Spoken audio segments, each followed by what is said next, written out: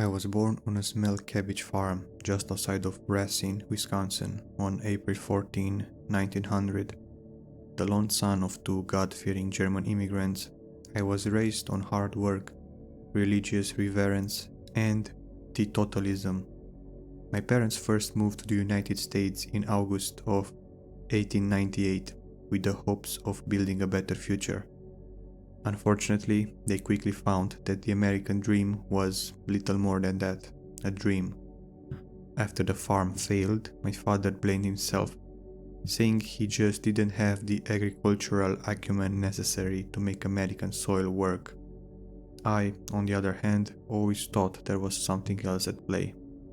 Something that was a little more abstract, and maybe even a tad bit fantastical. I was 5 years old when I first heard of the Kramer family curse. Coming from a devoutly Catholic household, I didn't usually put much stock in things like curses and hexes. But when it came to this one, I was a full-blown believer. Ever since the reign of King Frederick the Great, Kramers alike have reported all kinds of mysterious misfortune. Bewitched brothers, possessed parents, cursed aunts, you name it. So, naturally, when the farm went belly up, seemingly out of nowhere, I blamed the curse. Despite this belief, I had never actually seen any direct evidence of it myself. I had heard plenty of stories and even read a few first-hand accounts. But outside of that, I had never actually seen any physical proof. Heck, not even my father had. But that all changed on Christmas Eve 1911. Mother and I were sitting by the fire reading 𝓕𝓮𝓪𝓽𝓼 when I first heard it. "Papa," I yelled, spilling out onto the snow-covered lawn. Ever since my father started his new job down at a wax factory, he had been working later and longer hours, making homecomings like this that much more of special. "Mein son," an unfamiliar voice cracked from somewhere out in the shadows. I stopped dead in my tracks. "Who's there?" I called out. The voice was dry and ancient, like it belonged to a centuries-old corpse. "Da ich bin," it moaned. "Papa." A bright beam of moonlight peeked through the adjacent tree line, illuminating a small sliver of ground before me. "Show yourself," I demanded, unconvinced.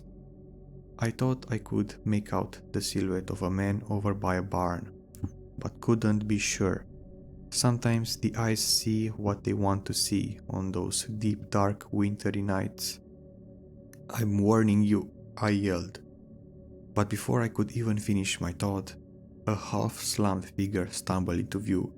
Who are you?" I trembled. It might have been draped in my father's red plaid jacket, denim dungarees, tweed flat cap, and pale white skin, but it wasn't him. "Dein Vater," it croaked. It couldn't be. My father was full of life and vigor. Meanwhile, this thing looked freshly exhumed. "Liar," I barked. It took another step forward, further exposing its falsified figure. No," I stammered, taking a few steps back. Its eyes were bloodshot and dull, its face scraggly and twisted, and its stature stopped and stunted. "Come here," it groaned, and to top it all off, a sickly sweet stench wafted from it. "Don't come any closer," I pleaded. "I'm warning you." But it just kept coming, slowly shuffling towards me on its long, shaky legs. Step, step, step, step. By the time I finally opened my eyes, the thing was gone. All that remained was a fresh trail of crusted footprints in the snow. "Good Lord," I sighed, taking a deep breath. If it wasn't for the tracks, I probably would have never believed my eyes. I probably would have just chalked it up to my budding imagination, or the excitement of the holidays. But there they were, as clear as day, staring up at me from the snow. "Hello?" I called out, trying to regain my bearings. The footsteps snagged all across the front yard. "Is anyone there?" I called out again. My mind was still whirling from the shock of it all. I mean, It's not every day that you come face to face with the ghoulish rendition of your father. Hello? But before I even had the chance to listen for a reply, I saw it. Mother, I screamed, racing back towards the house. The last few footprints led right up to our front stoop, meaning only one thing. By the time I finally got inside, though, my fears were quickly laid to rest. My mother was all alone, safe and sound, and sweeping snowy footprints off the floor. "Are you okay?" I asked through breathless heaves. She obviously wasn't, but I also knew she would never admit it. "Yes," she sniffled, "I'm fine." I had only seen her cry twice in my entire life, and both times had been out of disappointment. "What's wrong?" I asked. She just stared down at the snowy floorboards below. "Mother," I begged. It took her a moment, but she finally snapped out of her discouraged daze. "Your father is just under the weather," she quivered.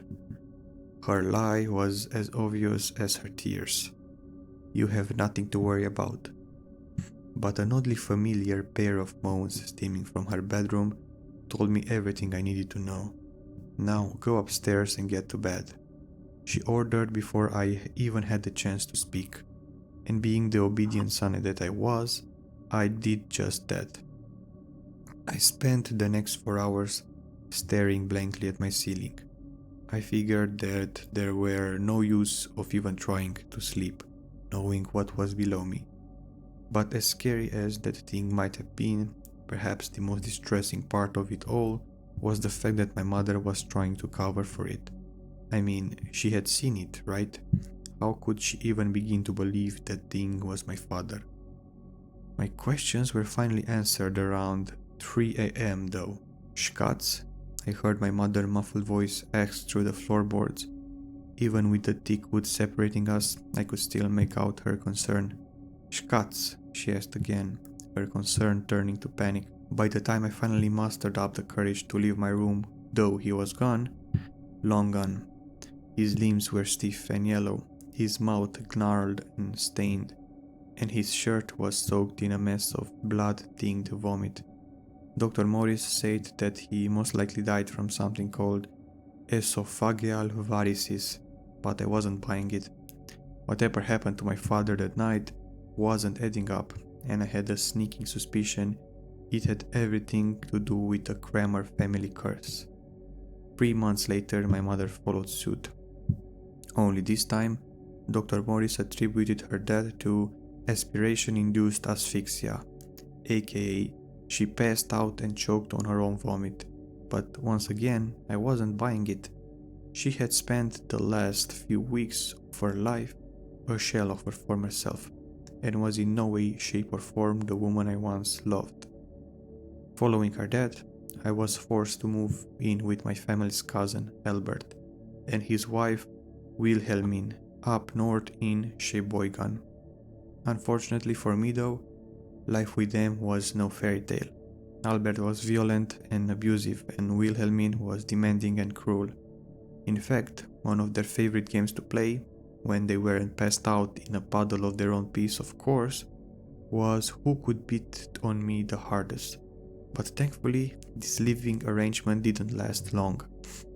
I came home from school one day to find Wilhelmine dead on the floor, with a massive hole in her chest.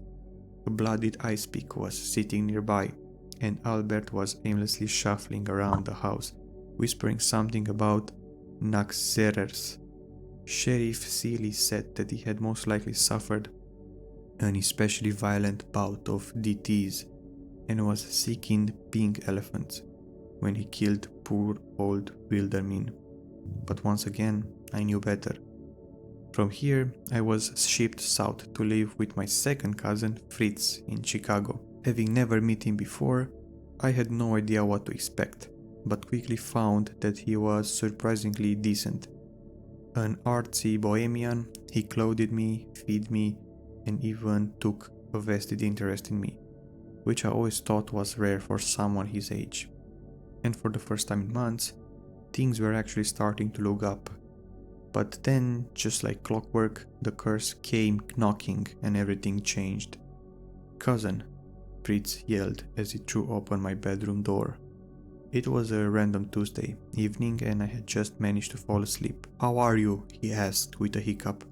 I was stuck somewhere between a nightmare and a daydream, but could still manage to recognize his sickly sweet stench. "You like living here, don't you?" he quickly followed up with. I rubbed the sleep from my eyes and nodded. "Good," he sighed. "I like having you here too." I smiled and was just about to lay back down when he joined me on my bed. "You're thankful?" he asked with a slur.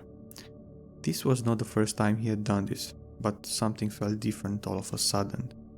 "Right?" he asked again. Something felt off. "I guess," I finally muttered. A sick smile spread wide across his face. "Do you want to thank me?" I felt a knot start to form in the pit of my stomach. I didn't know Fritz super well, but even so, I could tell this wasn't him.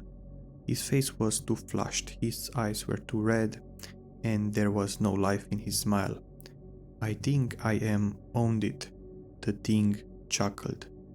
But before I could even think up of an answer, I felt an icy hand grip the inside of my thigh. I awoke the next morning soaked in sweat. Fritz was gone, but his sickly sweet stench remained. Whatever happened that night prior had surely left its mark on me. I spent the next 5 hours in bed, struggling to do much of anything.